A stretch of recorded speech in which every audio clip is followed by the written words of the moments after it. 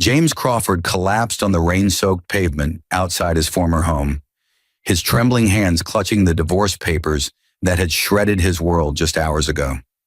His wife Rachel had divorced him to marry his best friend Devin, taking their triplets, Emma, Noah, and Lily, with her, convinced she was leaving behind a struggling construction worker who could barely afford their rent.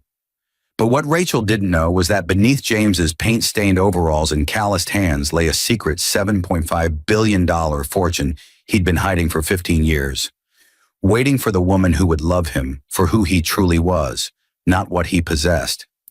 Now, as a mysterious black sedan pulled up beside his broken body and a woman in an expensive suit stepped out with documents bearing his real name, James Theodore Crawford III, heir to the Crawford global empire, everything was about to change. When Rachel discovered the truth 3 weeks later, scrolling through her phone at 2 a.m. while Devin snored beside her, she saw James's face plastered across every financial news outlet with the headline, "Billionaire reveals identity after faking his death for love, now seeking full custody." What would Rachel do when she realized she'd thrown away not just billions, but the only man who had ever truly loved her? How would she face their triplets when they discovered their father wasn't the failure she'd painted him to be? And what shocking revelation would James unveil in court that would make Rachel question everything she thought she knew about their entire marriage? The hospital fluorescent lights burned James's retinas as consciousness crawled back into his body like shattered glass reassembling itself. His head throbbed with a symphony of pain that matched the rhythm of his fragmenting heart. Each beat a reminder that Rachel had actually done it. She had divorced him. After 12 years of marriage, after building what he thought was an unbreakable bond, after creating 3 beautiful souls together, Emma with her infectious laugh, Noah with his curious questions about everything, and Lily with her fierce protectiveness over her siblings. Rachel had chosen Devin, his best friend since college, the man who had stood beside him at their wedding, who had held each of their triplets minutes after they were born, who had eaten at their table every Sunday for a decade. James tried to sit up, but a gentle hand pressed against his shoulder. The woman from the sedan stood beside his bed, her silver hair pulled back in an immaculate bun, her gray eyes holding secrets that made his chest tighten. Margaret Hastings, his family's head attorney, the woman who had helped him orchestrate the greatest disappearance in American business history 15 years ago, when he'd walked away from his $7.5 billion inheritance at 23 to find real love, untainted by the stench of old money and social climbing. "Mr. Crawford," Margaret's voice carried the weight of everything he'd been running from. "It's time to come home." James closed his eyes and the memories flooded through him like a dam breaking. He was 23 again, standing in his father's mahogany-paneled office in Manhattan, surrounded by men in $1,000 suits who saw him as nothing more than a chess piece in their corporate games. His father, Theodore Crawford II, had just announced James's arranged marriage to Victoria Ashford, a woman he'd met twice, whose family's telecommunications empire would merge perfectly with Crawford Global's infrastructure holdings. The deal was worth billions. James's happiness was worth nothing. "I won't do it," James had said, his voice steady despite his racing heart. "I want to find someone who loves me for who I am, not what I'm worth." His father had laughed, a cold sound that held no warmth. "Love? You foolish boy. Love is a luxury we cannot afford. Our name, our legacy, these are what matter." That night, James had made his decision. With Margaret's help, who had been his late mother's closest friend and confidant, he'd staged his disappearance. A hiking accident in the Rockies. A body never found. The media had feasted on it for months. The tragic death of the Crawford heir. Meanwhile, James had emerged in a small Ohio town with a new identity, a fabricated background, and a construction job that left his hands blistered and his body exhausted in ways that felt honest and real. He'd met Rachel 2 years later at a community center, where he'd been volunteering to build playground equipment for underprivileged kids. She was a teacher, working with children who had special needs, and when she smiled at him across that dusty lot, something in his chest had shifted. She didn't see a Crawford. She saw James, just James, A man with kind eyes and strong hands who made her laugh and listened when she talked about her dreams of creating an inclusive education program. Their courtship had been simple, beautiful. Dinners at affordable restaurants, walks through parks, movie nights on his worn couch. When he'd proposed with a modest ring that had taken him 3 months to save for, Rachel had cried and said yes without hesitation. She'd loved him when he was nothing but a construction worker with big dreams and calloused palms. That was supposed to be enough. That was supposed to prove she was different. But somewhere between the birth of their triplets 7 years ago and yesterday afternoon, something had changed. The financial stress of raising 3 children on his modest salary had worn Rachel down. He'd seen it in her eyes, the way she'd linger on advertisements for things they couldn't afford, the way she'd go quiet when other mothers at school pickup talked about their family vacations, the way she'd started comparing their life to what Devin could offer. Devin had inherited his family's chain of car dealerships 3 years ago. Nothing compared to James's hidden fortune, but to Rachel's eyes, Devin looked like success. Devin drove a Lexus. Devin wore designer watches. Devin took lavish vacations and posted them on social media. And Devin had been whispering poison in Rachel's ear for months, James realized now, telling her she deserved better, telling her that James would never amount to anything, telling her that he could give her and the triplets the life they deserved. The affair had started 6 months ago. James had known. He'd seen the signs, the late-night texts Rachel tried to hide, the new lingerie he couldn't afford that appeared in her drawer. The way she'd started finding reasons to leave the house when Devin called. He'd confronted her 2 months ago, and she denied everything with tears streaming down her face, swearing her loyalty, begging him to trust her. He'd wanted to believe her so desperately that he'd ignored the evidence his heart already knew. Yesterday, Devin had finally made his move. He'd shown up at their small rental house, the house James had deliberately chosen to maintain his cover, even though he could have bought Rachel a mansion with pocket change, and told James the truth. Rachel was divorcing him. She and Devin were getting married. They'd already consulted lawyers about custody. Devin could provide for the triplets in ways James never could. They deserve a father who can actually take care of them, Devin had said, his voice dripping with false sympathy. You're a good guy, James, but let's be honest. You're a failure. You work construction for God's sake. Rachel and those kids are eating pasta 4 nights a week while you pretend you're going to make something of yourself someday. James had stood there frozen as everything he'd built crumbled around him. He could have ended it right there. Could have pulled out his phone and shown Devin exactly who he was.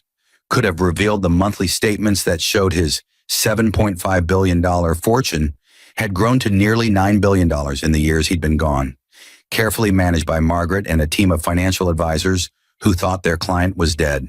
Could have watched Devin's face drain of color as he realized he'd just made an enemy of one of the most powerful men in America. But he hadn't, because he'd needed to know if Rachel would choose him anyway. If, when faced with the decision, she'd remember their vows. If she'd remember the man she'd fallen in love with, regardless of his bank account. He'd needed to know if 12 years of marriage and 3 beautiful children meant something. Rachel had arrived home an hour later with the divorce papers already signed. She'd looked at him with eyes that held no trace of the woman who'd once loved him, only exhaustion and resignation. I'm sorry, James, she'd said, her voice flat, but I can't do this anymore. I can't watch my children struggle because you refuse to be more than you are. Devin loves me. He loves the kids. And he can give us the life we deserve. James had watched, numb, as Rachel packed bags for herself and the triplets. Emma had cried, clutching his leg, asking why Mommy was making them leave. Noah had stood silent, his 7-year-old eyes too knowing, too sad. Lily had screamed that she hated Mommy, that she wanted to stay with Daddy, and Rachel had carried her out while she kicked and sobbed. The door had closed. His family was gone, and James had collapsed. Now in this sterile hospital room, Margaret was offering him back everything he'd run from. The board has been patient, Mr. Crawford, she said softly, but Crawford Global needs its heir. Your father passed away 18 months ago. The company has been operating under interim leadership, but there are hostile takeover attempts, internal power struggles. If you don't step forward and claim your position, Everything your family built will be lost. James stared at the ceiling, his mind racing. His father was dead. The man who'd tried to force him into a loveless marriage, who'd valued legacy over happiness, was gone. And somehow that hurt more than James expected. They'd never reconciled. Theodore had died thinking his son was long dead, lost to the mountains 15 years ago. James had denied himself even the chance to say goodbye because he'd been so determined to prove a point about love. And for what? To end up here, divorced by a woman who'd thrown him away the moment someone with more money came along? To lose his children because he'd been too stubborn to admit that maybe, just maybe, his father had been right about something. That in this world, money did matter. Whether you wanted it to or not. What about my children? James's voice cracked. What about Emma, Noah, and Lily? Margaret pulled out her tablet, her expression turning sharp and focused. That's why I'm here, Mr. Crawford. The moment you reclaim your identity, you'll have access to resources that make custody battles very, very different. The best family lawyers in the country, private investigators who can document every aspect of your ex-wife's relationship with Mr. Devon, financial analysts who can prove you're more than capable of providing for your children. She paused, meeting his eyes. But more than that, you'll be telling your children the truth, that their father isn't a failure, that he sacrificed everything, his name, his fortune, his family legacy, because he believed in love, that he lived as a working-class man, not because he couldn't be more, but because he wanted to find something real. Don't you think they deserve to know who their father really is? James thought of his triplets, of Emma's laugh, Noah's questions, Lily's fierce loyalty. He'd wanted to give them a normal childhood, free from the burden of being Crawford heirs. He'd wanted them to grow up knowing the value of hard work, of honest living, of relationships built on genuine connection rather than social obligation. But in protecting them from his world, had he failed to protect them in theirs? Tell me what I need to do, James said, his voice stronger now. Margaret smiled, and it was the first genuine warmth he'd seen from her in 15 years. First, we get you out of this hospital. Then we hold a press conference that will shake the financial world to its core. And then, Mr. Crawford, we go to war. The press conference was scheduled for 3 days later, which gave Margaret's team exactly 72 hours to transform James Crawford, the construction worker, back into James Theodore Crawford III, heir to a $9 billion fortune. They'd set up operations in a penthouse suite at the Meridian Hotel, the most expensive property in the city, and James felt like an actor being prepared for the role of his life, except this role was supposedly who he'd been born to be. A stylist named Veronica descended on him with scissors and products, taming his shaggy hair into something sleek and professional. A tailor took measurements with practiced efficiency, promising suits that would project power and confidence. Margaret's assistant, a sharp young woman named Claire, briefed him on 15 years of Crawford global developments, mergers, acquisitions, and boardroom politics he'd missed while playing pretend in Ohio. But it was the moments alone, staring out the floor-to-ceiling windows at a city that suddenly felt both familiar and alien, when James questioned everything. He pulled out his phone and scrolled through photos of his triplets. Emma's gap-toothed smile on her first day of second grade. Noah concentrating fiercely on a Lego creation that had taken him weeks. Lily covered in mud after soccer practice, holding up a trophy with pride. Rachel was in some of these photos back when she'd still looked at him with something resembling love. He'd taken these children to public parks and free museum days. He'd taught them to find joy in simple things, catching fireflies on summer nights, making pancakes on Saturday mornings, reading stories until they fell asleep. Would they hate him when they learned the truth? Would they feel betrayed, knowing he could have given them more but chose not to? Or would they understand that he'd been trying to give them something money couldn't buy? His phone buzzed, a text from a number he didn't recognize. Saw the news. This is Michael Chen. We worked together on the Morrison project. Just wanted to say congratulations on whatever's happening and that you were the best foreman I ever worked with. You treated everyone with respect, no matter what. Don't forget that, whatever comes next. James stared at the message, his throat tight. Michael was a young laborer he'd mentored 2 years ago, teaching him carpentry skills and helping him study for his contractor's license. James had recommended him for a supervisory position last year. These were the relationships he'd built in his hidden life. Real, earned, meaningful. How did they balance against the birthright he was about to reclaim? Mr. Crawford, Claire appeared in the doorway, her expression sympathetic. There's something you should see. She handed him a tablet showing a social media post from Rachel's account, published 3 hours ago. The photo showed Rachel and Devin with the triplets at some upscale restaurant, all of them smiling. The caption read, "New beginnings with the man who shows me and my babies what we're really worth. Sometimes you have to let go of what's holding you back to fly forward. Grateful for real love and real partnership." The comments were full of support from friends and acquaintances who had no idea what had really happened. "You deserve this happiness. Devin is such a great guy. Those kids are so lucky." Each word was a knife. Rachel was rewriting their story, making herself the heroine who'd escaped a deadbeat husband, painting Devin as the savior, and their children were being used as props in this narrative. In the photo, Emma's smile didn't reach her eyes. Noah was looking away from the camera. Only Lily seemed genuinely happy, probably because they'd ordered her favorite dessert. His children were already learning to perform happiness for their mother's social media audience. "When is the press conference?" James asked, his voice cold. "Tomorrow morning, 10 a.m., Claire replied. "We've already sent invitations to every major financial news outlet. It's going to be huge." "Good," James said. "Make sure someone records Rachel's reaction when she finds out. I want to see her face when she realizes what she threw away." Claire hesitated. "Mr. Crawford, if I may, revenge isn't going to bring you peace."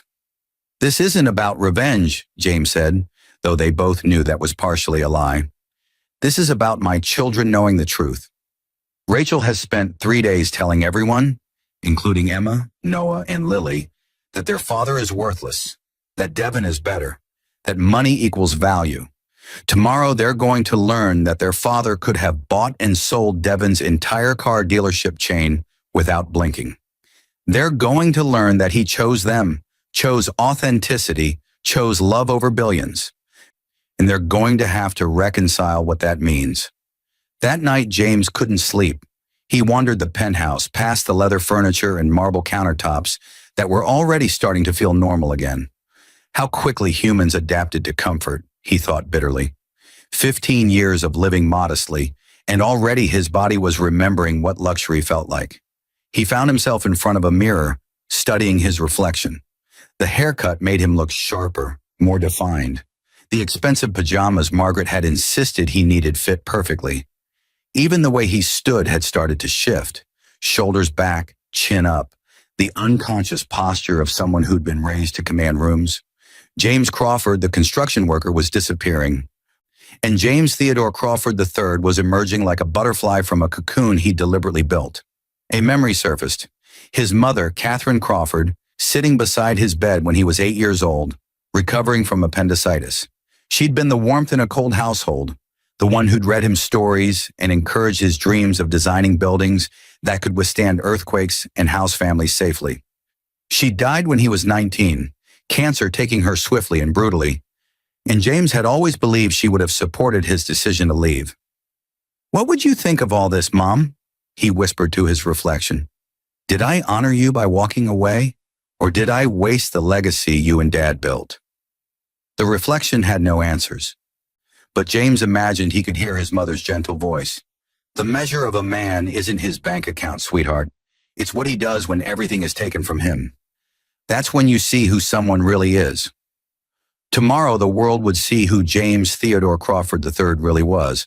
And 3 days from now, when the custody battle began, Rachel would learn that divorcing a billionaire was very different from divorcing a construction worker.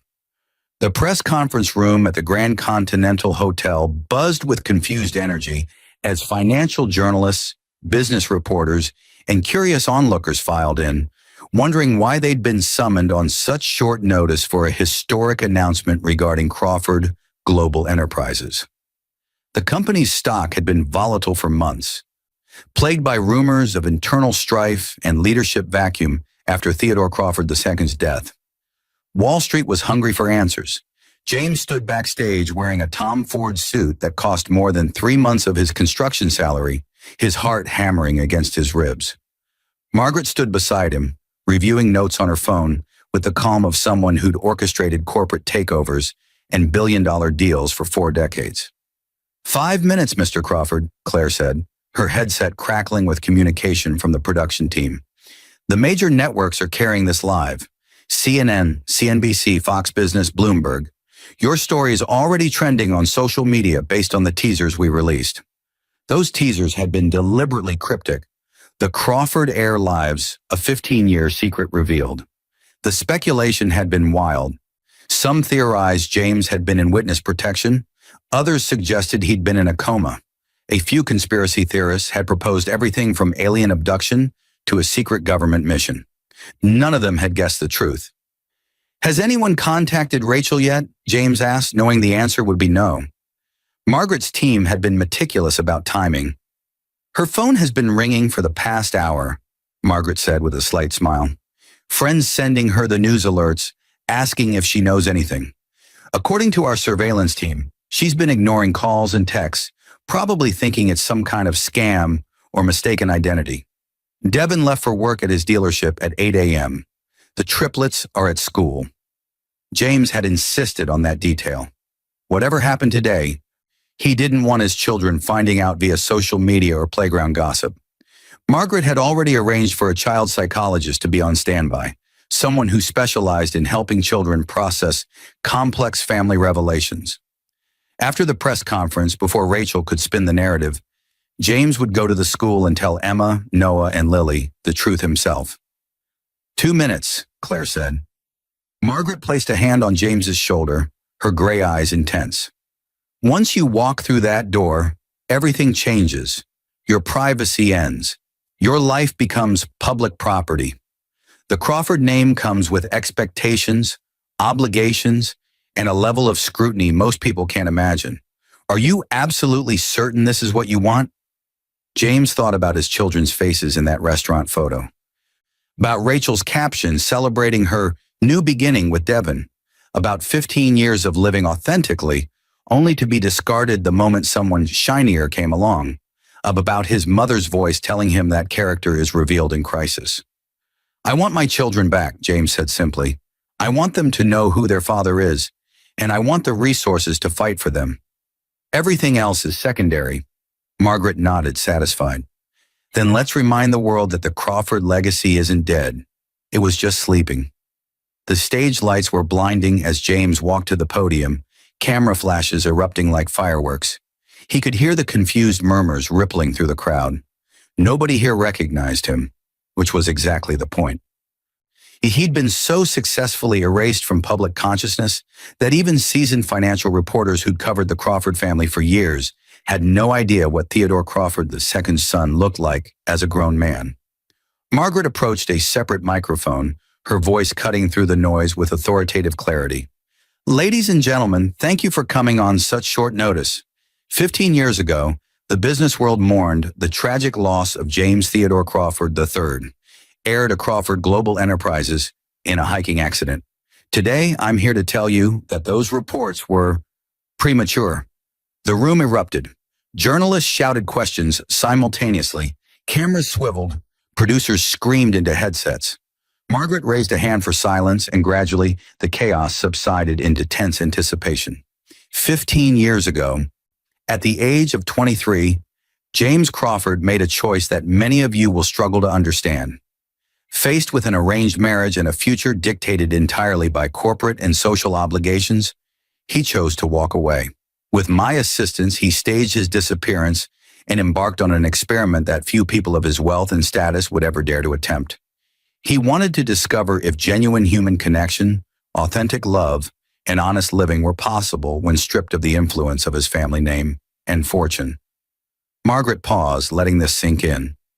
James watched the faces in the crowd shift from confusion to comprehension to disbelief.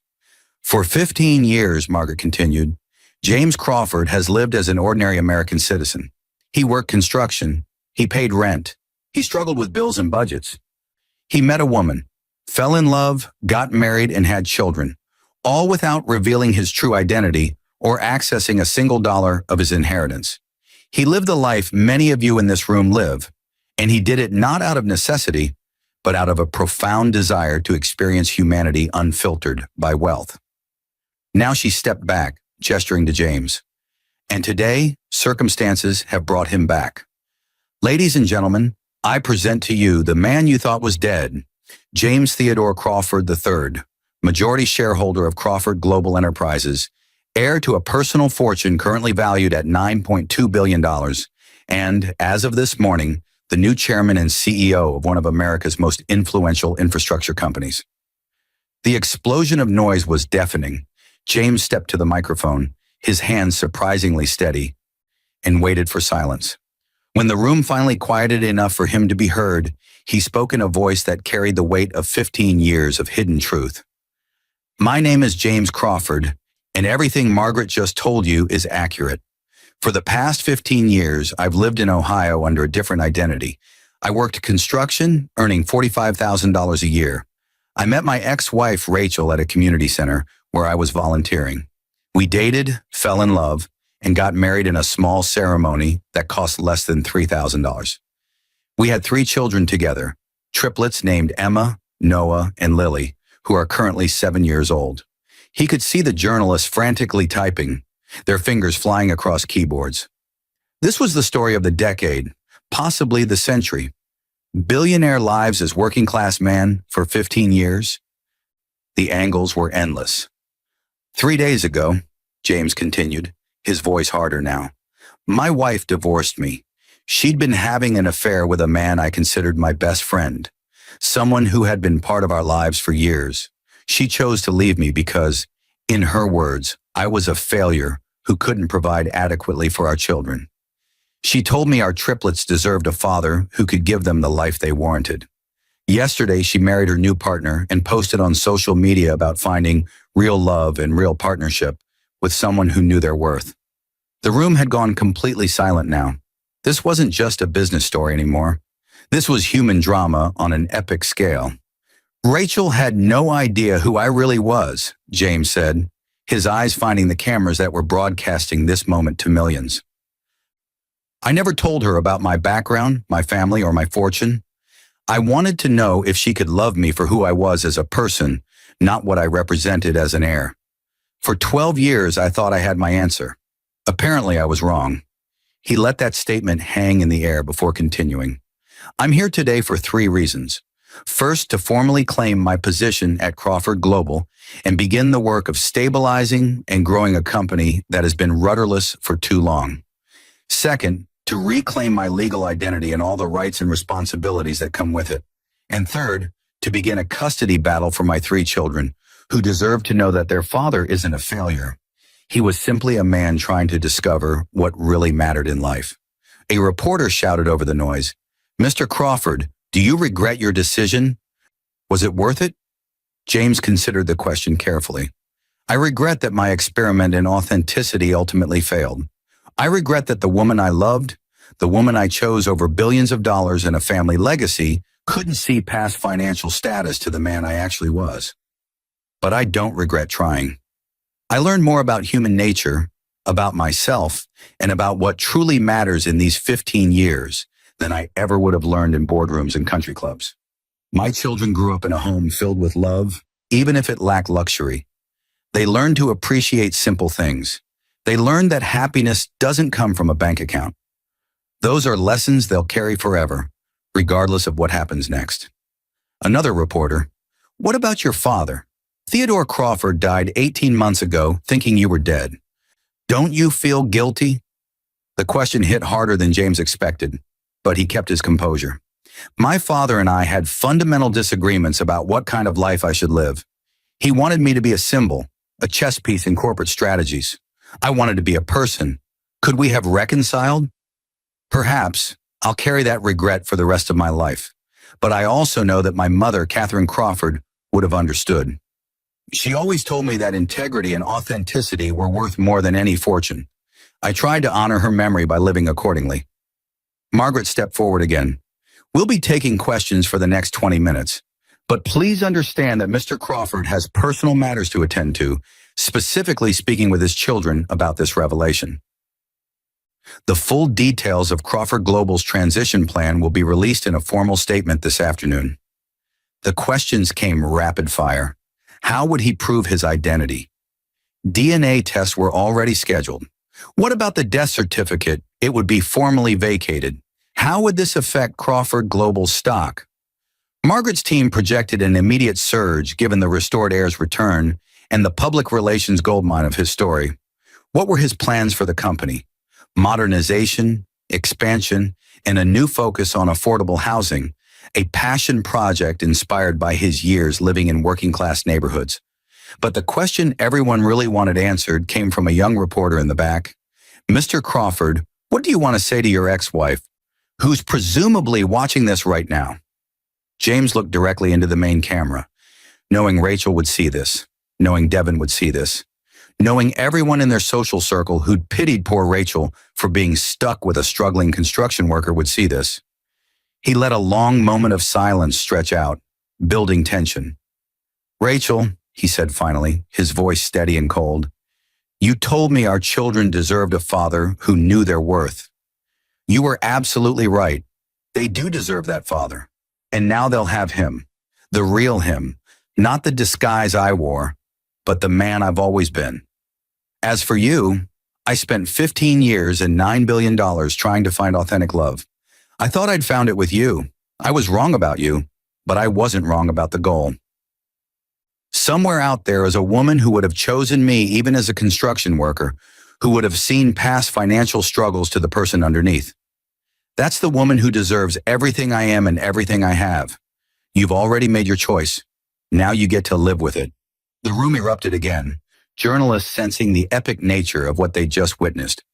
Margaret smoothly ended the press conference and James was ushered backstage through a side exit, leaving behind a room full of reporters already composing the stories that would dominate every news cycle for weeks. In the car riding to his children's school, James checked his phone.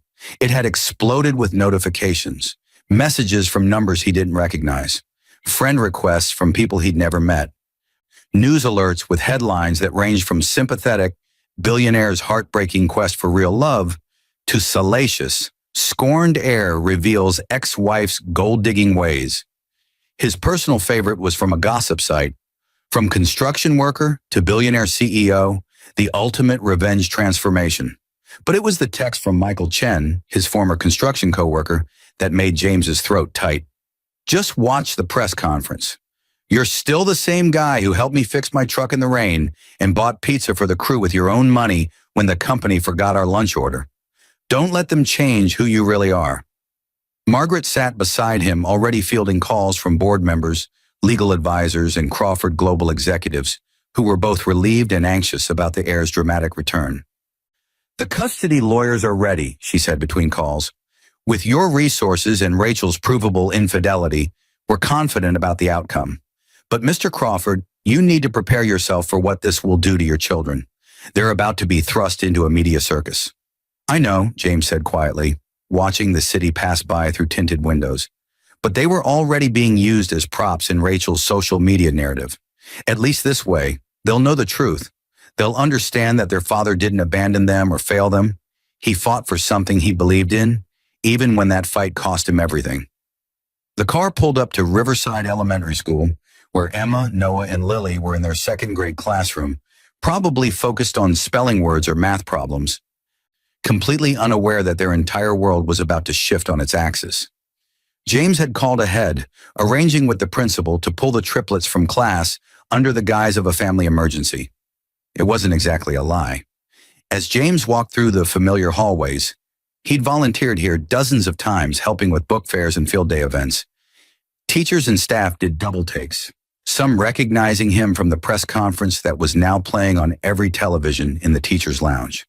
The whispers followed him like a wake, but he kept his focus on the conference room where Margaret had arranged for the family meeting. The door opened, and his three children looked up from the coloring books a kind administrative assistant had provided to keep them occupied. For a moment, they just stared at him, confused by his fancy suit and strange energy. Then Emma's face crumpled, and she launched herself at him, crying, "Daddy, Mommy said we might not see you for a while because of the divorce. I missed you so much." Noah and Lily were right behind her, and James sank to his knees, gathering all three into his arms, breathing in the familiar scent of their strawberry shampoo and the faint smell of cafeteria pizza from lunch.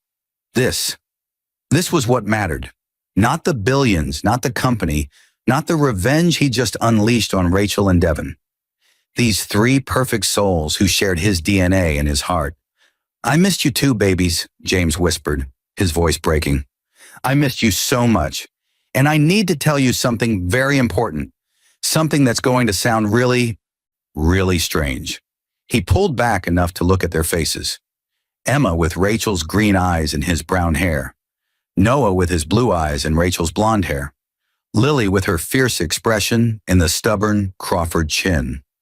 The child psychologist Margaret had hired, Dr. Sarah Martinez, sat quietly in the corner, ready to intervene if needed. "You know how sometimes in movies," James began carefully, "there are princes who pretend to be regular people because they want to find friends who like them for who they are, not because they're rich?" Three small heads nodded, eyes wide with curiosity. "Well, Daddy kind of did something like that. A long, long time ago, before I met Mommy, I was born into a family with a lot of money. So much money that people treated me differently because of it. They wanted to be my friend because of the money, not because of who I was. That made me really sad, so I decided to pretend I didn't have that money anymore. I wanted to meet people who would like me just for being me." "Like a secret identity?" Noah asked, his analytical mind already trying to process this information. "Like Spider-Man." "Exactly like Spider-Man," James said, grateful for the comparison. "I had a secret identity, and when I met your mommy, I was using that secret identity. She didn't know about the money. She just knew me as Daddy who worked construction and made pancakes on Saturday." "So, you have money?" Lily asked, her brow furrowed. "Like, enough money to buy stuff?" "A lot of money, sweetheart. Enough to buy almost anything." Emma's tears had stopped, replaced by confusion. "But you always said we couldn't afford things. You said we had to save our allowance. Was that a lie?" This was the hard part, the part that could damage their trust forever if he didn't navigate it carefully. James took a deep breath. "I could have afforded those things, but I wanted you three to learn something important. I wanted you to learn that happiness doesn't come from having lots of stuff. I wanted you to learn to appreciate things, to work for what you want, to understand that the most important things in life, like family and love and being kind, those things don't cost any money at all. But we could have had a bigger house," Noah said, his voice small. "Mommy was always sad about our house." James's heart clenched. "I know, buddy, and that's complicated. Mommy didn't know about the money, so she thought I couldn't give you guys more because I wasn't trying hard enough. But the truth is, I could have given you a mansion and fancy cars and any toy you ever wanted. I chose not to because I wanted you to grow up normal. I wanted you to have friends who liked you for you, not because you had cool stuff. I wanted you to learn that being rich doesn't make you a good person." "Are we rich now?" Lily asked, ever practical. "We have access to a lot of money now, yes. But more importantly, you're going to learn something about your daddy that Mommy didn't know. I'm not just a construction worker. I'm the owner of a very big company, and our family name is kind of famous in the business world." "What's the company called?" Emma asked. "Crawford Global Enterprises. And your full names aren't just Emma, Noah, and Lily. You're Emma Catherine Crawford, Noah Theodore Crawford, and Lily Margaret Crawford. You're part of a family that's been building important things in America for over 100 years. The children exchanged glances, processing this information in their 7-year-old brains. Dr. Martinez leaned forward slightly, ready to step in if they showed signs of distress, but so far they were handling it remarkably well. "Does Mommy know?"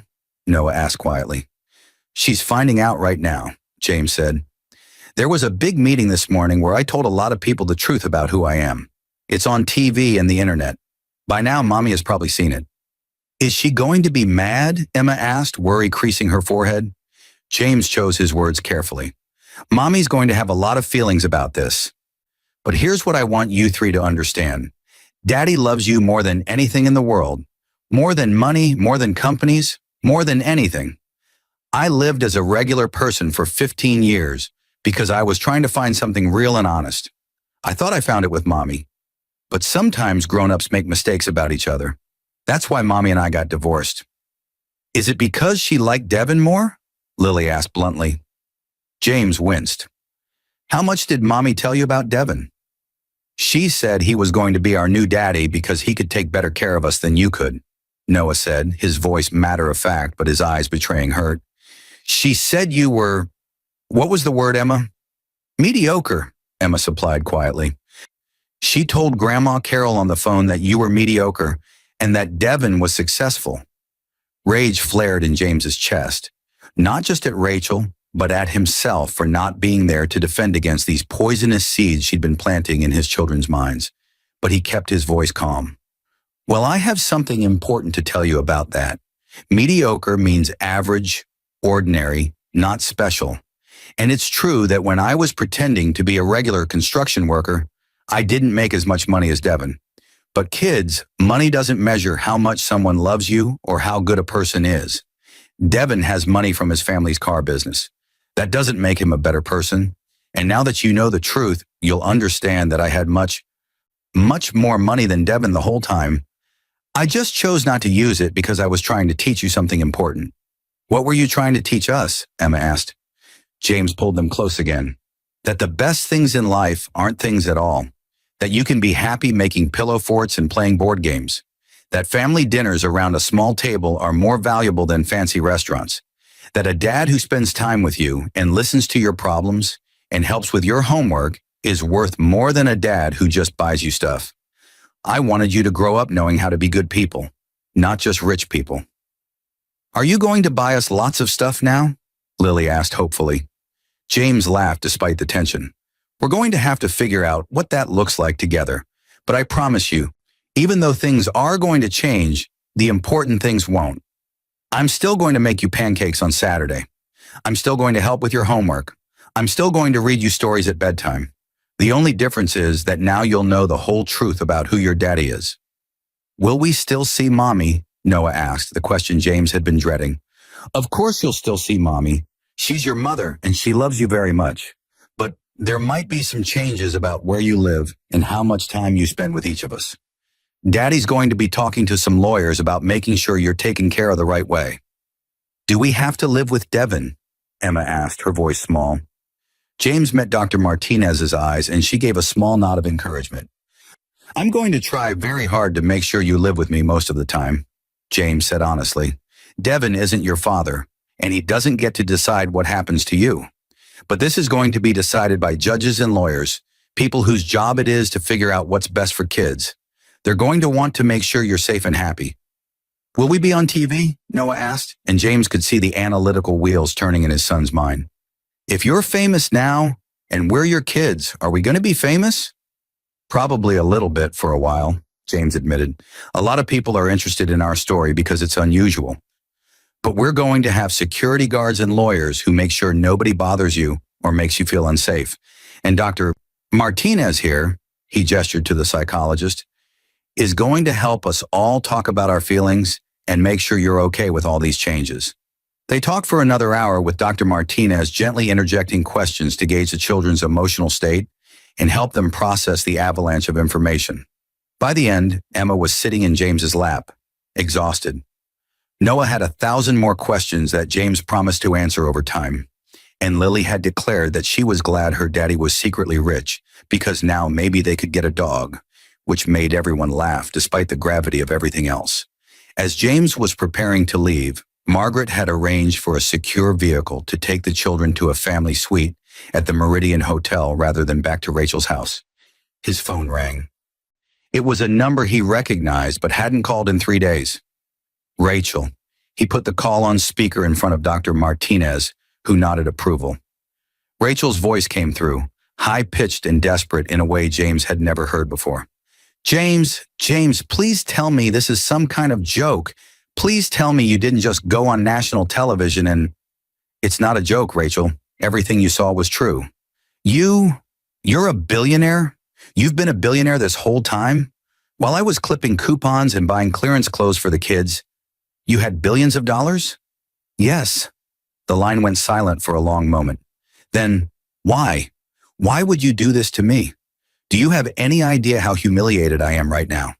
Everyone is calling me, texting me, asking if I knew, asking how I could divorce a billionaire for a car dealer.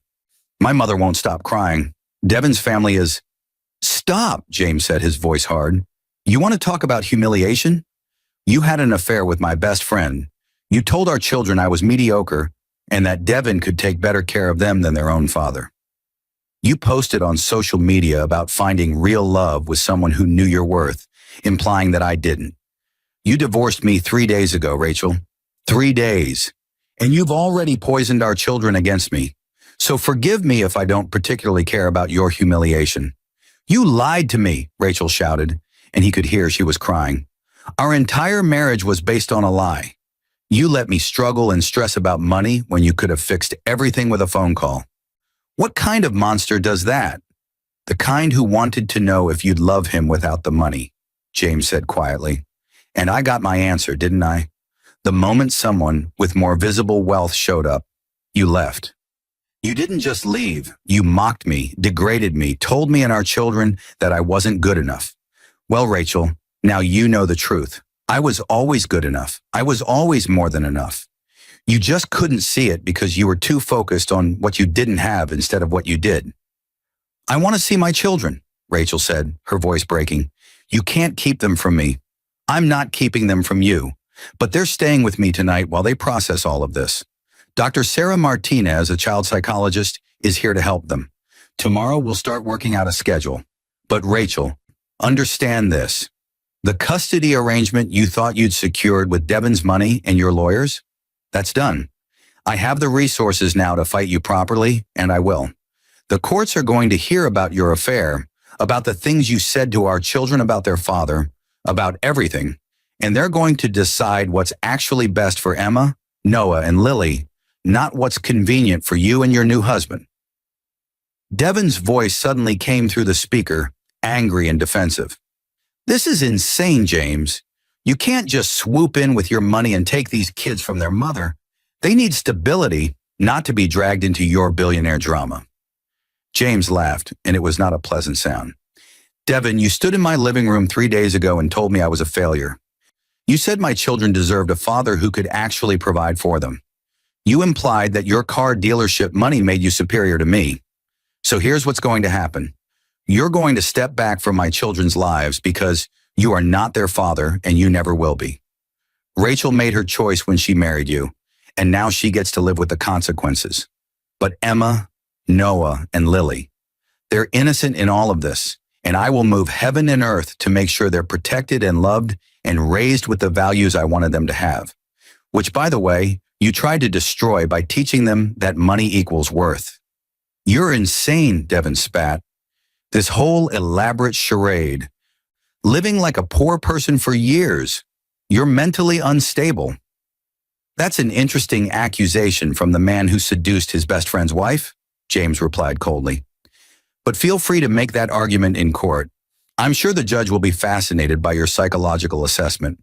In the meantime, stay away from my children unless Rachel has official custody time, which I'm going to ensure is supervised until we can verify that you're not poisoning them against their father any further. He hung up before either of them could respond, his hands shaking slightly with adrenaline. Dr. Martinez gave him an approving nod. That was handled very well, Mr. Crawford. You set clear boundaries while making it clear that the children's well-being is your priority. James looked at his 3 children, who had heard at least part of that conversation. That was Mommy and Devon.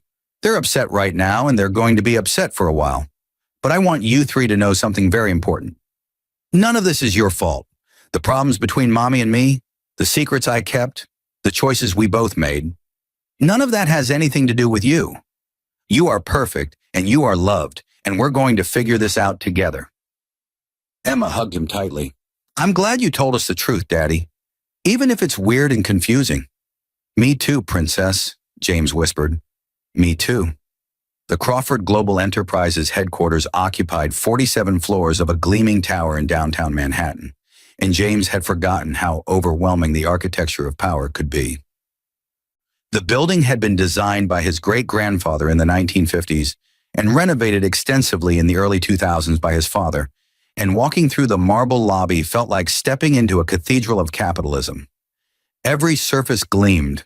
Every employee who passed wore clothes that cost more than James's monthly construction salary used to be, and everyone stopped and stared as he crossed toward the executive elevators. Margaret had prepared the transition meticulously. A board meeting was scheduled for 2 p.m., where James would formally assume the role of chairman and CEO. Legal documents had been filed, identity verifications had been processed, and the corporate lawyers had worked around the clock to ensure that James's return was legally airtight. The stock had indeed surged after the press conference, adding another $400 million to James's personal net worth in a single day as investors celebrated the return of the Crawford heir. But standing in the elevator as it climbed toward the top floor, James felt a disconnect between the man he'd been yesterday and the man he was supposed to become today. His hands still bore calluses from construction work, his body still ached from years of physical labor, and his heart was still raw from Rachel's betrayal and the fear that he might lose his children. The executive floor was exactly as he remembered it from brief visits during his childhood. Floor-to-ceiling windows offering views of Manhattan that made the city look like a toy model. Conference rooms with glass walls and technology that made million-dollar deals feel effortless. Offices that spoke of power and influence accumulated over generations. His father's office, now his office, occupied the corner with the best view, looking out over Central Park to the north and the Hudson River to the west. Margaret was waiting inside, along with Robert Harrison, Crawford Global's CFO, and Patricia Chen, the interim CEO who'd been holding the company together during the leadership vacuum.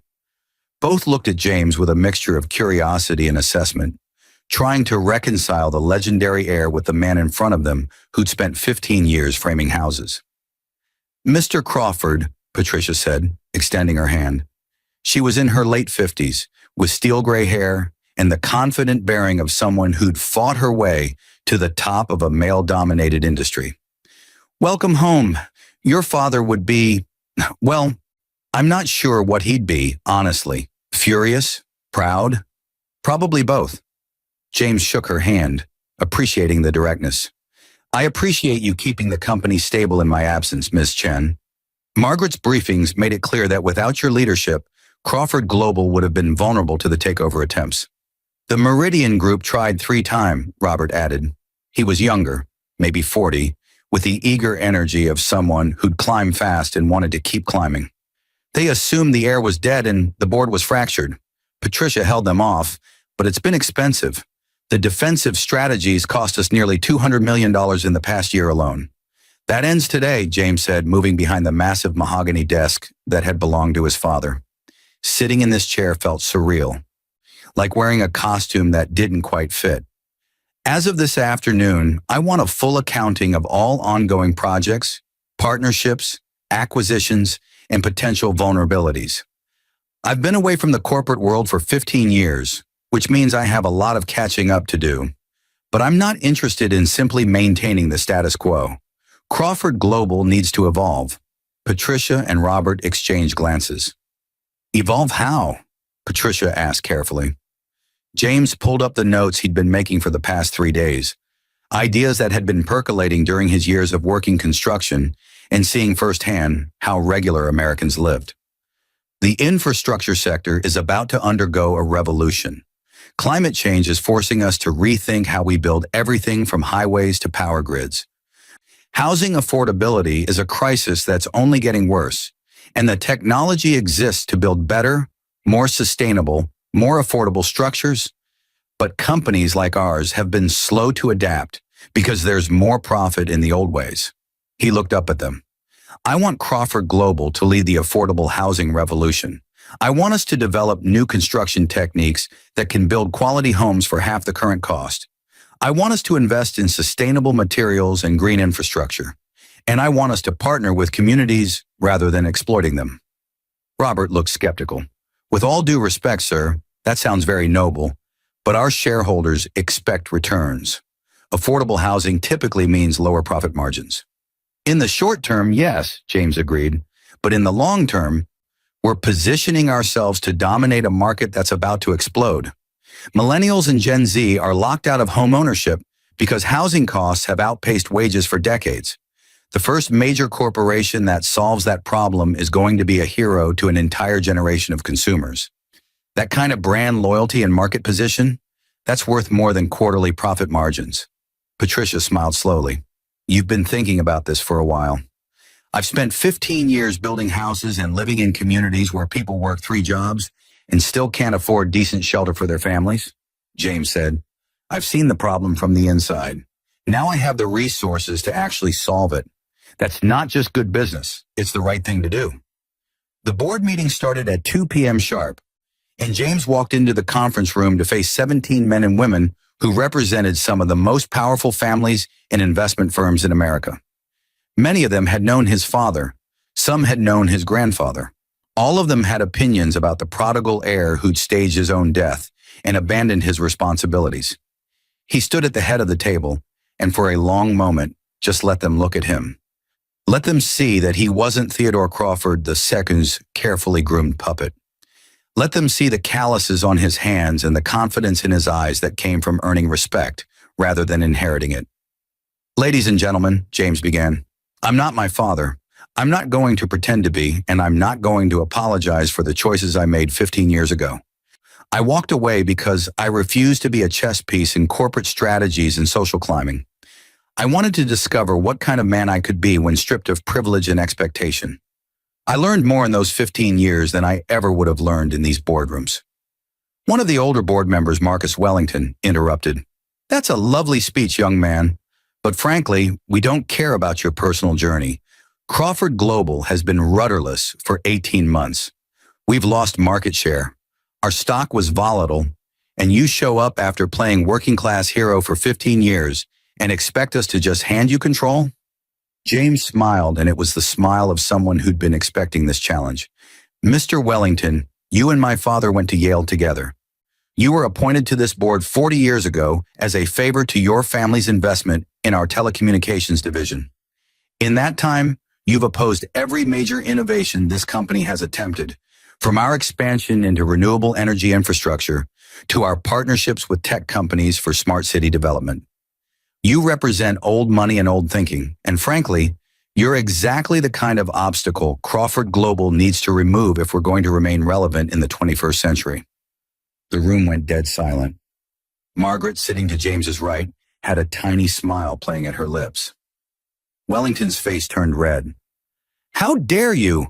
I dare because I'm the majority shareholder, James said calmly. I control 51% of Crawford Global's stock through the family trust that was established by my great-grandfather. That means I can remove any board member I choose. I can restructure this entire operation, and I can implement whatever strategic vision I believe is correct. Now we can do this the easy way, with everyone working together to move this company forward. Or we can do it the hard way, with me systematically replacing everyone who stands in the way of progress. Your choice. Another board member, Sandra Liu, spoke up. She was younger, maybe 50, and James remembered Margaret mentioning she'd been appointed 3 years ago to diversify the board. Mr. Crawford, what exactly is your strategic vision? What do you plan to do with Crawford Global? James outlined his plan for the next hour. The shift toward affordable housing, the investment in sustainable materials, the partnerships with community organizations, the new training programs for construction workers. He showed them market research he'd had Margaret's team compile, demonstrating the massive untapped demand for quality affordable housing. He presented financial models showing that while profit margins would be lower initially, the volume and brand positioning would ultimately generate greater returns. By the end of his presentation, half the board looked intrigued. A quarter looked skeptical but open to discussion, and the remaining quarter, Wellington among them, looked furious. This is social work, not business, Wellington protested. Your father built this company on profitable government contracts and luxury developments. You're proposing we become some kind of nonprofit housing charity. No, James corrected. I'm proposing we become the company that solves one of America's biggest problems while generating sustainable profit and building brand loyalty with the next 2 generations of consumers. That's not charity, that's smart business. But if you can't see that, Mr. Wellington, then perhaps it's time you considered retirement. The vote to approve James as chairman and CEO was 15-2. Wellington and one of his allies voted against, but they were soundly outnumbered. As the meeting adjourned, several board members approached James to discuss the Affordable Housing Initiative in more detail, their business instincts overriding their initial skepticism. Margaret pulled him aside as the room cleared. "That was a masterful performance. Your father would have been proud, even if he'd never admit it." "My father would have hated everything I just proposed," James said wearily. "He believed business existed to maximize profit for shareholders. Period. I'm proposing something messier, that business can and should serve a social purpose while still being profitable." "Your mother would have loved it," Margaret said softly, and James felt that familiar ache. Catherine Crawford had been a passionate advocate for affordable housing and urban development in her lifetime, serving on nonprofit boards and pushing her husband to consider the social impact of their business decisions. She'd lost most of those arguments, but her influence had shaped James in ways his father never understood. James's phone buzzed. A text from Claire. "News alert. Rachel and Devin gave interview to local TV station. It's not good." He pulled up the video on his tablet. There was Rachel sitting in what looked like Devin's expensive living room, makeup perfect, expression carefully composed into something between victim and wronged woman. Devin sat beside her, his arm around her shoulders in a gesture of support that made James's jaw clench. The interviewer asked Rachel about her reaction to discovering her ex-husband's true identity. Rachel dabbed at her eyes with a tissue. Real tears or practiced performance, James couldn't tell, and spoke in a trembling voice. "I feel so betrayed," Rachel said. "James and I were married for 12 years. We had 3 beautiful children together, and the entire time he was lying to me about who he was.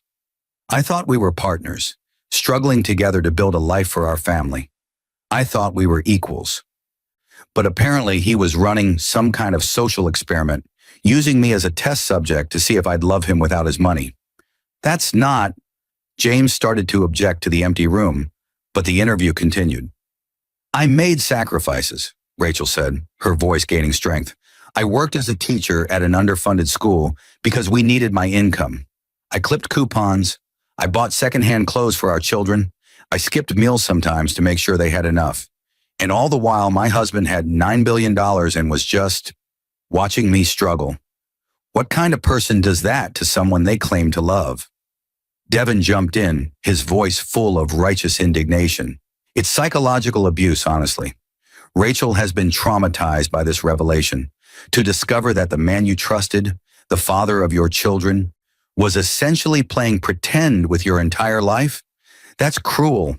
And now James is using his money to try to take the kids away from Rachel, punishing her for leaving him. It's a classic case of a wealthy, powerful man using his resources to control and manipulate." The interviewer turned to Rachel. "James claimed in his press conference that you divorced him because you thought he was a failure, that you had an affair with Devin because he could provide better for the children. How do you respond to those allegations?" Rachel's expression hardened slightly. "James is rewriting history to make himself look like a victim. The truth is, our marriage had problems long before Devin and I grew close. James was distant, uncommunicative. He seemed content to let our family struggle financially while he pursued some kind of philosophical experiment about authentic living. I tried to make it work, but eventually I had to accept that I deserved a partner who was honest with me and who prioritized our children's well-being over his personal ideology." The video ended, and James sat back, feeling sick. Rachel had just positioned herself as the victim of his deception, completely reframing the narrative. She'd made his quest for authentic love sound like a manipulative game. She'd turned his financial restraint into abuse, and she'd whitewashed her affair with Devin as the natural result of James's emotional unavailability. "She's good," Margaret said, having watched over his shoulder. "She's reframing the entire story in a way that makes you look like the villain. This is going to complicate the custody case." James looked at the view from his father's office, his office now over Central Park. Somewhere in the city, his children were with a nanny Margaret had hired, probably watching cartoons and trying to process everything that had happened. They'd seen him on TV. They'd heard him called a billionaire. They'd been told their entire life was changing. Set up a counter interview, James said quietly. I want to tell my side of the story, but I want to do it right. Not defensive, not attacking Rachel. I want to explain my philosophy, my choices, and most importantly, I want to talk about what kind of father I want to be for my children going forward. Margaret nodded. I'll reach out to the networks. They're all clamoring for an exclusive with you. And Margaret? James turned to face her. I want to establish a trust fund for Emma, Noah, and Lily, something that will give them financial security, but requires them to demonstrate work ethic and character before they can access the bulk of it. I don't want my children to grow up as lazy trust fund kids. I want them to understand the value of work, the satisfaction of earning things, the importance of using wealth responsibly. That's very similar to what your mother suggested to your father before you were born, Margaret said with a sad smile. He rejected the idea, said Crawford heirs needed to learn to handle money from childhood. My father was wrong about a lot of things, James said, but I have a chance to do this differently, to raise my children with the values I learned during my 15 years outside this world. That's what matters now. Not revenge against Rachel, not winning some moral victory. I want my kids to grow up as good people who happen to have access to wealth, not wealthy people who happen to be good sometimes. His phone buzzed again. This time it was a text from Emma, sent from the tablet Margaret's team had provided. Daddy, can we really get a dog now? Despite everything, the board meeting, Rachel's interview, the complicated custody battle looming, James smiled. His daughter was focused on what mattered to a 7-year-old, the possibility of finally getting the puppy she'd begged for since she was 4. Yes, princess, he texted back. We can get a dog. The biggest, fluffiest dog you want. Within seconds, his phone exploded with excited messages from all 3 triplets, discussing dog breeds and names and whether they could get 2 dogs instead of 1. For a moment, surrounded by the trappings of wealth and power he'd rejected for 15 years, James felt something that had been missing for days. Pure, uncomplicated joy. This was why he'd come back. Not for revenge, not to prove anything to Rachel or Devon or the world, but to be the father his children deserved, one who could teach them the values he'd learned while living as a working-class man, while also giving them the opportunities that came with being Crawford heirs. The task ahead was daunting, rebuilding Crawford Global, winning custody of his children, navigating media scrutiny, and somehow maintaining his own integrity in a world that rewarded ruthlessness over righteousness. But as he looked out over the city, James felt something he hadn't felt since Rachel left. Purpose. He wasn't James Crawford, the construction worker anymore, but he also wasn't going to become Theodore Crawford III, the man his father had wanted him to be. He was going to forge something new, a synthesis of the lessons learned from both worlds, building a life that honored both his mother's compassion and his father's ambition, proving that wealth and values weren't mutually exclusive.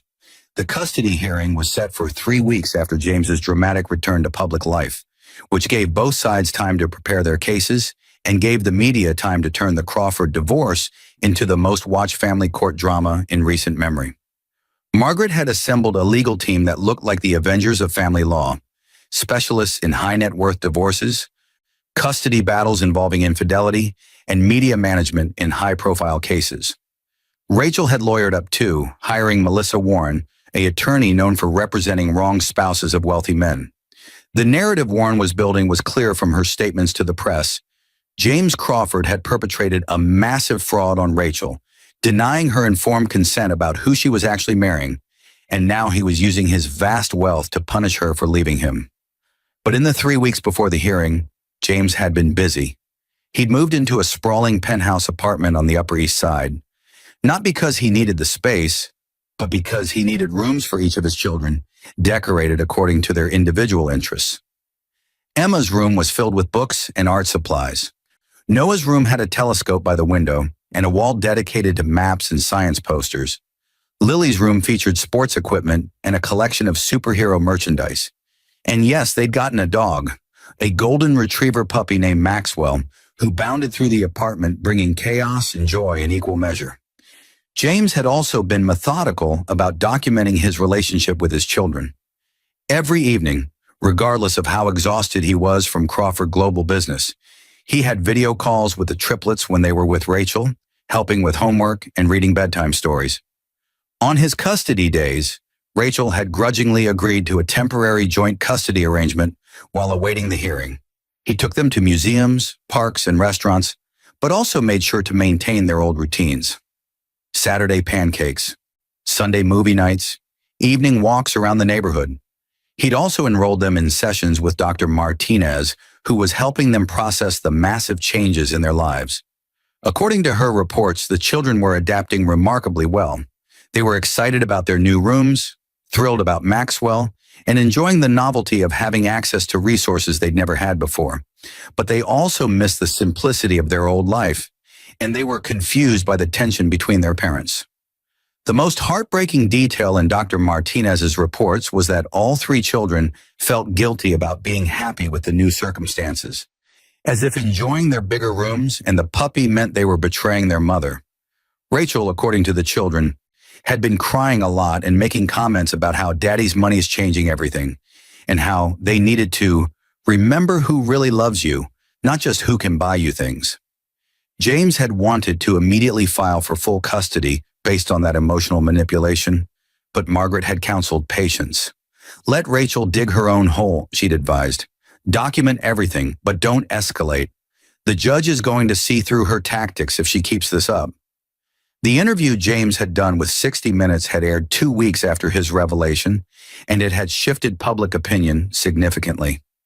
He'd sat down with the interviewer, not in his Crawford Global office or penthouse apartment, but in a modest rental space similar to where he'd lived with Rachel, a deliberate choice to ground his story. I know how this looks, James had said to the camera. Billionaire pretends to be poor, marries unsuspecting woman, watches her struggle. It sounds cruel when you phrase it that way, but that's not what happened, or at least that's not what I intended. The interviewer had pressed him. Then what did you intend, Mr. Crawford? James had thought carefully before answering. I wanted to know if love could exist without the corruption of wealth. I grew up in a world where every relationship was transactional. People were friends with me because of my last name. Women dated me because of my family's money. Business partners wanted access to my connections. Everything was contaminated by wealth. So at 23, I made what seemed like a rational decision. I'd remove the wealth from the equation and see what remained. But you didn't just remove yourself from wealth, the interviewer had pointed out. You married Rachel under false pretenses. She thought she was marrying a construction worker. She made life decisions based on that assumption. I know, James had said, and his remorse had been genuine. And I understand why Rachel feels betrayed. If I could go back and do it differently, I don't know. Maybe I would have told her the truth earlier. Maybe I would have revealed my identity after a few years, once I was confident in her love. But I also know that the moment I told her, everything would have changed. She would have started seeing me as James Crawford, the billionaire, instead of James the man. And I didn't want that. I wanted her to love me for who I was, not what I had. And when she chose to divorce you, the interviewer had asked, when she chose Devin Walters, a man with visible wealth over you, the man she thought had no wealth, what did that tell you? James's expression had been pained.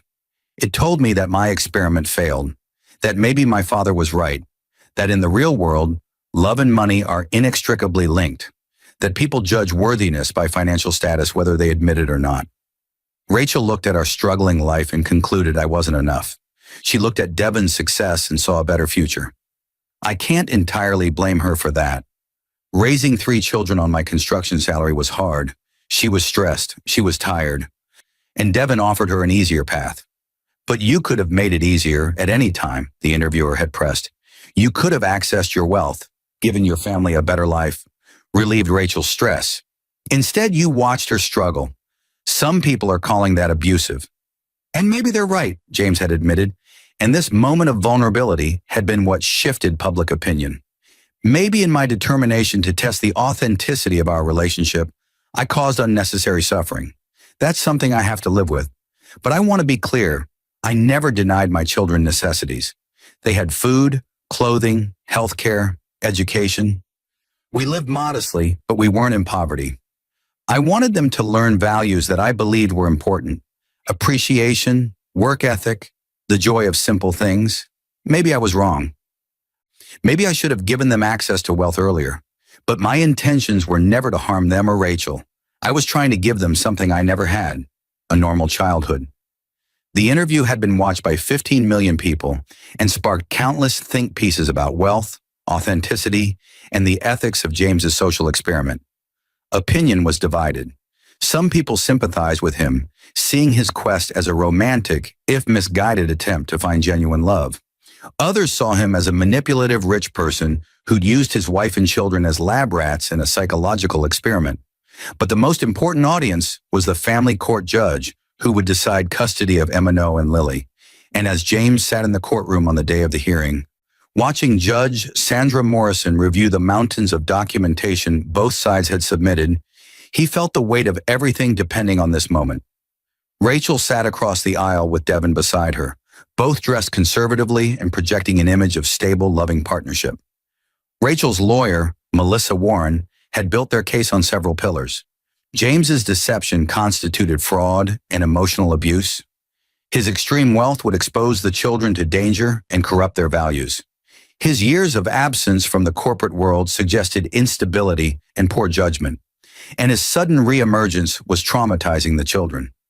James's legal team, led by Margaret and a brilliant family lawyer named Thomas Reed, had their own pillars. Rachel's infidelity demonstrated moral unfitness. Her emotional manipulation of the children was documented through therapy notes.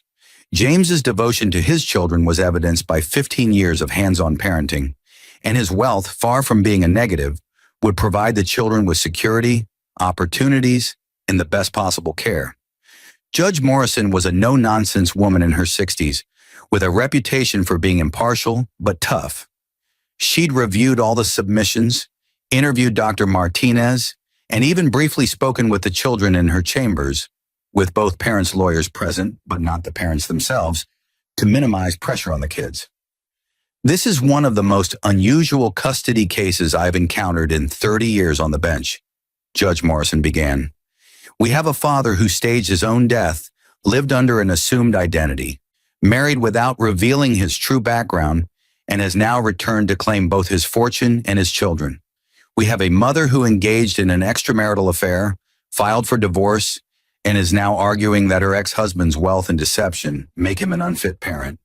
And caught in the middle are 3 7-year-old children who, by all accounts, love both their parents and are confused by the adult dramas surrounding them. She looked at both parties. Let me be clear about something. I don't care about your wealth, Mr. Crawford. I don't care about your fame or your company or your social experiment. I care about what's best for Emma, Noah, and Lily. Similarly, Ms. Collins. She used Rachel's maiden name, as Rachel had reverted to it after the divorce. I don't care about your feelings of betrayal or your new marriage. I care about your capacity to parent effectively and put your children's needs ahead of your own emotions. The hearing proceeded with testimonies from both sides. Devin took the stand and described his relationship with the children, emphasizing how he'd been a stable presence in their lives and could provide them with consistency. Under cross-examination, Thomas Reed got Devin to admit that his relationship with Rachel had begun while she was still married, and that he'd made disparaging comments about James in front of the children before anyone knew James's true identity. Rachel testified about her years of sacrifice, her stress over finances, and her sense of betrayal upon discovering James's deception. She painted a picture of a man who was essentially a stranger.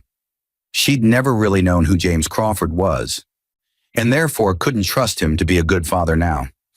Melissa Warren questioned whether someone capable of maintaining such an elaborate deception for 15 years could be emotionally stable or honest. But then came the children's testimonies, delivered via video recordings of their sessions with Judge Morrison. The judge had asked simple, straightforward questions. Do you feel safe with your father? Do you feel safe with your mother? What do you like about time with each parent? What worries you about each parent? Emma, with her thoughtful nature, had said, I love Mommy, but she cries a lot now and says things about Daddy that make me confused. Daddy seems happier now. He still makes pancakes and helps with my homework, just like before, but he doesn't seem as stressed. I like our new apartment and Maxwell, but I miss our old house sometimes because it felt cozier. Noah, analytical as always, had observed, I think Daddy kept a secret because he was trying to solve a problem, like a science experiment.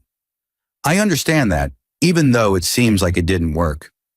Mommy's mad at Daddy, which makes sense, but sometimes she asks us questions about whether we like Daddy's money and whether we think money's important, and I don't know how to answer because I think she wants me to say money doesn't matter, but I also like having a bigger room and better toys.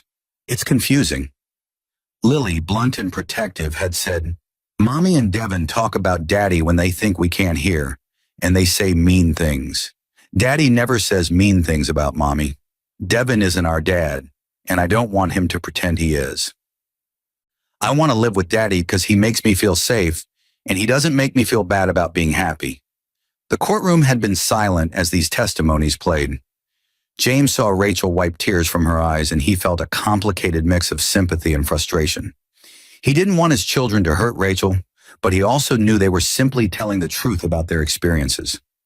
Dr. Martinez testified about the children's psychological state, noting that they were resilient and adaptable, but were being stressed by the conflict between their parents.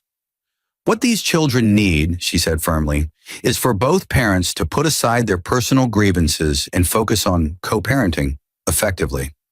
Emma, Noah, and Lily don't need their parents to be friends, but they need their parents to stop using them as weapons or sympathy cards in their adult drama.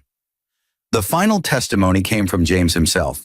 Thomas Reed walked him through his decision to leave his old life, his years with Rachel, and his current intentions. But it was the cross-examination by Melissa Warren that everyone had been waiting for. Mr. Crawford, Warren began, her voice sharp, you've testified that you loved Rachel, yet you watched her struggle financially for 12 years. You watched her work long hours as a teacher in an underfunded school. You watched her clip coupons and worry about bills, all while you had access to $9 billion. How is that love? James took a breath. I understand how it looks, but our financial situation, while modest, was never desperate. Rachel had wanted to be a teacher from the beginning. It wasn't something I forced her into. Our children had everything they needed, and I believed, perhaps wrongly, that the values we were instilling through modest living were worth more than material comfort. But you didn't give Rachel a choice, Warren pressed. You didn't say, I have money, but I believe we should live modestly. You lied by omission, letting her believe you were a construction worker who couldn't afford more.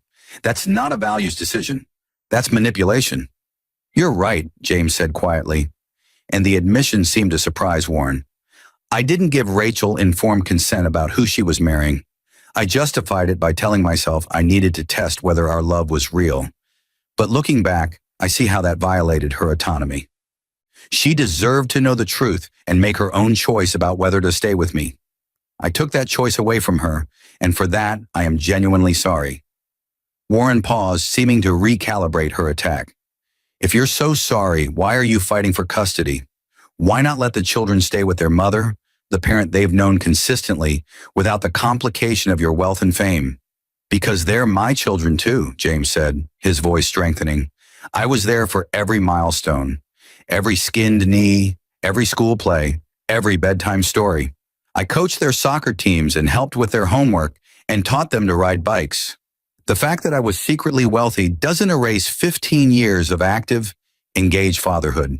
And frankly, Ms. Warren, Rachel's decision to divorce me doesn't give her the right to erase me from our children's lives or to paint me as a failure to them. They deserve to know who their father really is, and they deserve to benefit from the opportunities my resources can provide, including but not limited to financial security, excellent education, and the freedom to pursue their passions without the constraints Rachel and I lived under.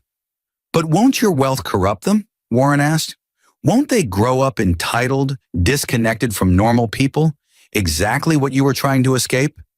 Not if I parent them correctly, James replied. I learned valuable lessons during my 15 years outside the bubble of wealth. I learned empathy, work ethic, and appreciation for simple joys. I can teach my children those same lessons while also giving them opportunities I didn't have. It's not an either-or proposition. Wealth and values can coexist if you're intentional about it. Judge Morrison called a recess after James's testimony, and for 2 hours both sides waited anxiously. James stood by the courtroom windows, looking out at the city and thinking about his children. Were they at school right now, trying to focus on math problems while their fate was being decided? Were they worried? Did they understand what was happening? When Judge Morrison returned, her expression was unreadable. She asked both parties to stand. "I've reviewed all the evidence, testimonies, and reports in this case," she began, "and I've given considerable thought to what serves the best interests of Emma, Noah, and Lily Crawford. Both parents love these children. That's clear. Both parents have significant strengths and significant flaws. Mr. Crawford's deception was wrong, regardless of his philosophical justifications. Ms. Collins's infidelity and emotional manipulation of the children are concerning, regardless of her feelings of betrayal." She paused. "However, this case isn't about which parent deserves custody as a reward for better behavior. It's about what arrangement will give these three children the most stable, nurturing environment going forward. After careful consideration, here is my ruling." James's heart hammered so hard he thought it might burst from his chest. "Primary physical custody will be granted to Mr. Crawford, with the children residing with him during the school year. Miss Collins will have custody every other weekend, alternating holidays and 6 weeks during summer break. Both parents will share joint legal custody, meaning major decisions about education, health care, and welfare must be made jointly." Rachel let out a choked sob, and Devin put his arm around her. James felt dizzy with relief and something else, a kind of hollow victory. He'd won, but at what cost to his children's relationship with their mother? "I'm making this decision for several reasons," Judge Morrison continued. "First, Mr. Crawford has demonstrated consistent, hands-on parenting for the children's entire lives. Second, his resources provide stability and opportunities that serve the children's best interests. Third, the therapy reports indicate the children feel emotionally safer with their father, as he has not involved them in adult conflicts. Fourth, Ms. Collins's living situation with Mr. Walters, a man with no legal relationship to the children, but who is attempting to assume a parental role, creates confusion that is not in the children's best interest at this time." She looked directly at Rachel. "Ms. Collins, I want to be clear. This is not a punishment. You are not a bad mother, but you have work to do. The comments you've made to your children about their father, the ways you've sought sympathy from them about adult issues, the subtle pressure you've placed on them to choose sides, these are harmful and they need to stop. I'm ordering you to engage in co-parenting therapy with Mr. Crawford to learn how to communicate effectively about the children without using them as messengers or emotional support." Then she turned to James. "Mr. Crawford, you have greater custody, but that comes with responsibilities. These children need stability and normalcy, not to be thrust into a lifestyle of excessive privilege that disconnects them from the realities most people face. You spoke eloquently about teaching them values alongside providing opportunities. I expect you to follow through on that. Furthermore, you will encourage and support a healthy relationship between the children and their mother. They need Rachel, and you will not poison that relationship regardless of your personal feelings." Finally, she addressed both of them. "Emma, Noah, and Lily didn't ask to be born into this complicated situation. They didn't ask for their father to be a secret billionaire or for their parents' marriage to fall apart. But here they are, and they deserve better from both of you. Put aside your egos, your hurt feelings, and your need to be right. Focus on being the parents these three children need. Court is adjourned." 6 months after the custody ruling, James sat in his penthouse living room watching his three children play with Maxwell. Emma was reading a book while absent-mindedly petting the dog. Noah was building an elaborate structure with Lego. Lily was practicing soccer moves, dribbling a small ball around the furniture. It was a Sunday afternoon, peaceful and ordinary in a way that felt miraculous after the chaos of the past year. Rachel had visited earlier to pick up the kids for her weekend custody time, and the exchange had been cordial, if not warm. She and James had been attending co-parenting therapy for the past 5 months, slowly learning how to communicate about schedules, school events, and medical appointments without devolving into accusations. It wasn't easy. Rachel was still angry about the deception. still processing her feelings of betrayal. But she was trying, and so was James. Devin had faded into the background.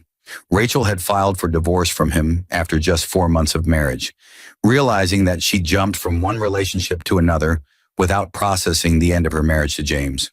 According to their therapist, Rachel was now doing individual work to understand her own role in the marriage's failure, her relationship with money and status, and her tendency to seek external validation. Crawford Global was thriving under James's leadership.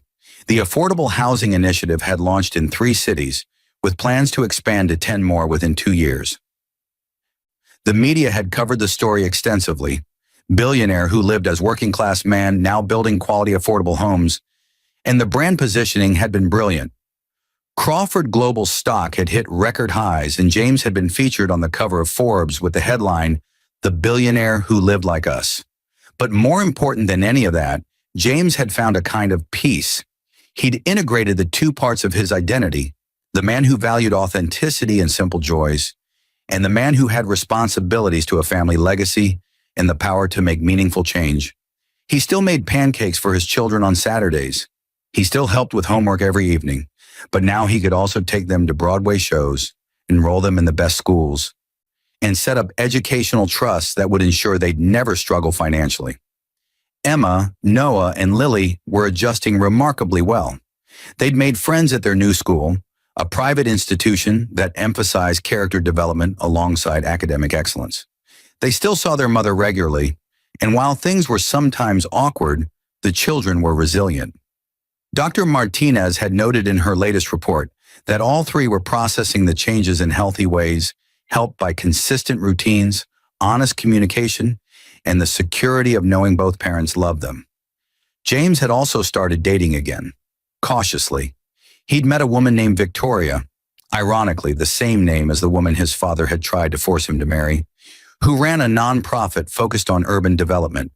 She knew exactly who he was from the beginning, but she seemed more interested in his ideas about affordable housing than his bank account. They'd been seeing each other for 2 months, taking things slowly, both of them wary after previous relationship failures.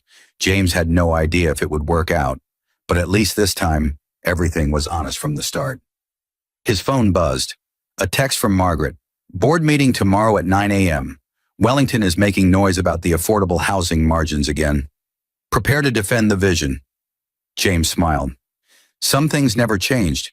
Wellington had stayed on the board despite James's initial threats, mostly because other board members had convinced James that having a loyal opposition voice was actually useful for stress testing ideas. Wellington still hated the Affordable Housing Initiative, still thought James was too idealistic, still represented old money and old thinking. But Crawford Global was profitable, growing, and garnering positive attention, which made it hard for Wellington to gain traction for his complaints. "Daddy," Emma looked up from her book, "can we have mac and cheese for dinner?" "We can have whatever you want, Princess," James said. "Can it be the kind from the box?" Emma asked. "Not the fancy kind from the restaurant, the blue box kind." James laughed. Despite their new circumstances, his children still craved the simple foods from their previous life. Boxed mac and cheese, frozen pizza, PB&J sandwiches. These comfort foods grounded them, reminded them that wealth hadn't fundamentally changed who they were. "Blue box it is," James agreed. Lily looked up from her soccer ball. "And after dinner, can we watch a movie? Like we used to on Sundays?" "Absolutely. What movie?" "Something old," Noah suggested. "From when you were a kid." James thought about that. When he was a kid, he lived in a Manhattan mansion with staff and private screening rooms. His childhood had been full of privilege, but empty of the warmth his children enjoyed. He'd had every toy, every game, every advantage money could buy, but he'd never had what his children had now. Parents who were present, involved, genuinely interested in their lives beyond their social utility. "How about we watch The Sandlot?" James suggested. "It's about kids playing baseball in the summer. It reminds me of the games we used to watch together." The children agreed enthusiastically, and as James headed to the kitchen to prepare their requested blue box mac and cheese, he reflected on the strange journey that had brought him here. He'd given up his identity to find authentic love. He'd found it, or thought he had, only to have it crumble when tested. He'd reclaimed his identity, fought for his children, and rebuilt his life in a new configuration that honored both worlds he'd inhabited. Had it been worth it? The pain, the deception, the complicated fallout? James still wasn't entirely sure. Rachel had been genuinely hurt by his choices. His children had been caught in the middle of adult conflicts they shouldn't have had to navigate. His father had died without knowing his son was alive. Those were real costs, real casualties of his social experiment. But he'd also learned truths that most people of his wealth and status never discovered. He'd learned what it felt like to earn every dollar, to work with his hands, to be judged on his character rather than his name. He'd learned that money didn't equal worth, that simple joys could be more satisfying than expensive pleasures, that authentic connections were possible if you were willing to be vulnerable.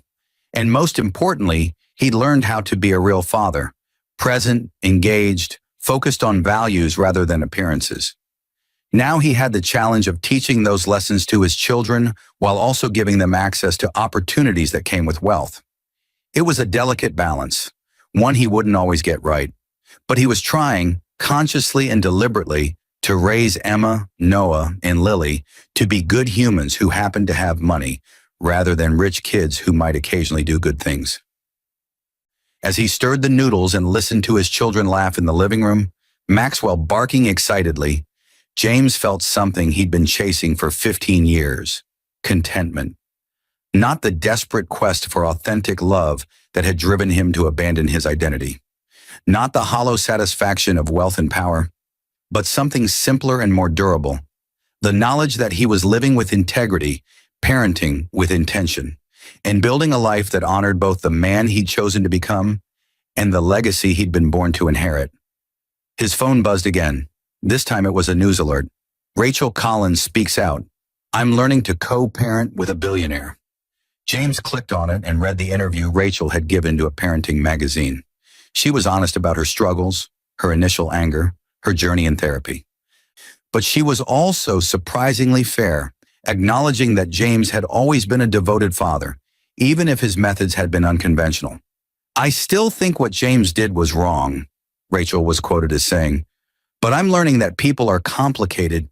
He wasn't trying to hurt me. He was trying to solve a problem he saw with how wealth corrupts relationships. He just didn't fully consider how his solution would impact the people around him. We're working on rebuilding trust, not as spouses, but as co-parents. Our children deserve better than to be caught in the middle of our conflicts. The interview ended with Rachel saying something that surprised James. If I'm honest, I learned something from this whole experience too. I did judge James by his financial status, even though I didn't think I was that kind of person. When Devin offered me a more comfortable life, I took it, and I justified it by telling myself I deserve better. But better shouldn't be measured in dollars. James was always a good father and a good partner in the ways that actually mattered. I just couldn't see it because I was too focused on what we didn't have instead of what we did. That's on me, not him. James felt a strange closure reading those words. Rachel was taking responsibility for her part in their marriage's failure. She wasn't letting him off the hook for his deception, but she was acknowledging her own blind spots. Maybe eventually they could actually co-parent effectively. Maybe their children could grow up with parents who, while no longer married, respected each other and worked together for their kids' well-being. Daddy, the mac and cheese is boiling over, Noah called from the living room, and James snapped back to the present, quickly lowering the heat on the stove. Crisis averted, he called back and heard his children giggle. This was his life now. Billion-dollar business decisions in the morning, boxed mac and cheese and children's laughter in the evening, board meetings and bedtime stories, strategic planning and soccer practice. It was messy and complicated, and nothing like the fairy tale ending he'd once imagined when he'd walked away from his fortune in search of authentic love. But it was real, and after everything he'd been through, real was exactly what James Crawford had always wanted.